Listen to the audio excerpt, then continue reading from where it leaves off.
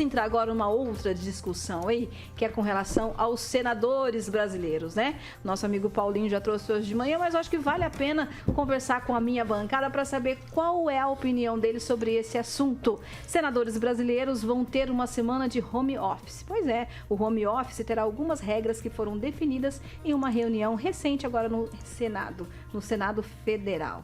Os senadores brasileiros conseguiram chegar, então, a um consenso sobre ter uma semana livre de trabalho em Brasília. Porém, o home office terá algumas regras que foram definidas. O trabalho remoto poderá acontecer apenas se nas 3 primeiras semanas de cada mês o Senado conseguir resolver as principais e mais polêmicas pautas.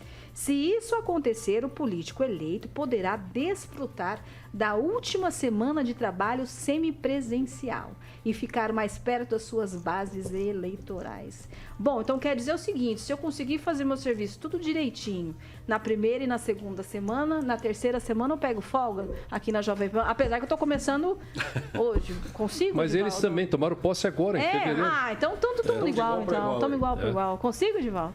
9 dias por mês nossos senadores vão trabalhar. Mas então tá bom, melhorou. Vão trabalhar quanto tempo? 9 dias no mês apenas. Senão vai ficar bom eles trabalharem 9 dias. 3 semanas de 3 dias. Ótimo. É uma vergonha. É o parlamento mais perdulário do mundo. São mais de 15 bilhões gastam. Senadores bem remunerados, cheio de assessores, 14, 15, 16. Olha, a gente uma vez comenta alguns assuntos a respeito disso. E a gente vem falando sobre isso há tantos anos. Eu sou um crítico severo do parlamento brasileiro em relação a gastos, ao volume absurdo de parlamentares que temos.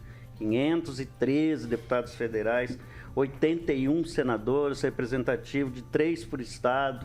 Então é uma paridade injusta, às vezes, com os pequenos estados. Mas nem é isso, é uma questão delicada para se tratar. Quando você vê uma decisão como essa, o que resta você dizer? Você fala assim, vamos jogar a toalha, que não adianta criticar.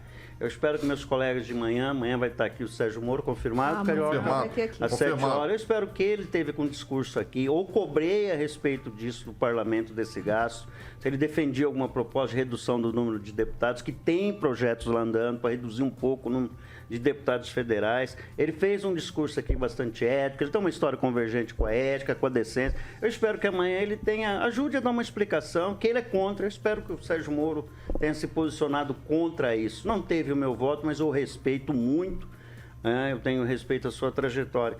Mas essas decisões, o Kelly, só nos mostra que nada vai mudar, né? Tudo vai continuar como sempre foi. Gilmar. Eles vão trabalhar 9 dias no mês? Se eles prometerem que vão trabalhar 9 dias no mês, vai ser legal, né? Porque eu acho que eles não trabalham isso indo lá, né? É um absurdo o que está acontecendo, né? Infelizmente. Bom, já que se der certo, poderia colocar o seguinte, acabar com essa taxa de mudança que ele recebe, os privilégios, não precisa de auxílio paletó, auxílio isso, auxílio aquilo, fica todo mundo trabalhando em casa, então pronto, corta todos os benefícios. É um absurdo, né? Então, de brincadeira. Agora, Calazans, tô me lembrando aqui, parece que o pessoal do Tribunal de Justiça também estão trabalhando, não quis voltar mais pro presencial, é isso? Não, tem uma Será parte, que uma coisa leva a outra? Tem uma parte do Tribunal de Justiça que voltou ao trabalho presencial e existe ainda algumas diligências que são feitas de forma online. Mas os servidores, efetivamente, eles retornaram ao trabalho. Hoje nós conseguimos já ter acesso às varas, né? Alguns setores do próprio tribunal é que continuam ainda com o trabalho remoto, mas ainda representa aquela minoria perto do judiciário como um todo. A situação do Senado é uma excrescência. Isso é um absurdo com o povo brasileiro. Isso é um exemplo muito ruim, é uma referência absurda para a população, é um desrespeito com o povo brasileiro que não tem nada nem parecido e nem quer ter e não precisa ter e espero que nunca tenha.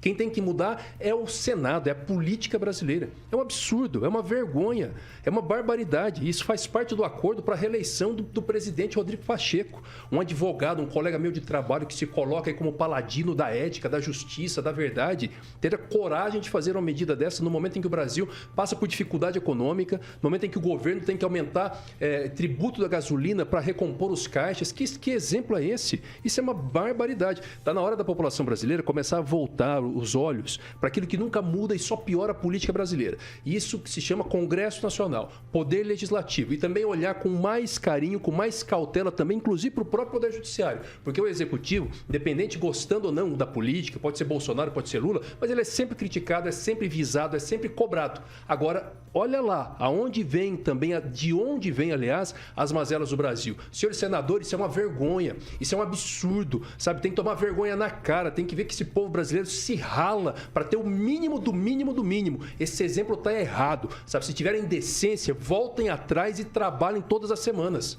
Francês. O Brasil tem castas na política e no judiciário que elas definem, inclusive, os próprios salários, os próprios penduricalhos, as próprias mordomias, ganham excessivamente vencimentos acima da média da população, e enquanto nós temos aí gente nas ruas, segundo o próprio presidente, 33 milhões de brasileiros passando fome. Então, a gente só pode tratar como excrescência. Senadores que são eleitos aí por um mandato extenso, que a gente nunca vê o resultado dos trabalhos deles, vão trabalhar apenas 9 dias por mês. Pelo amor de Deus.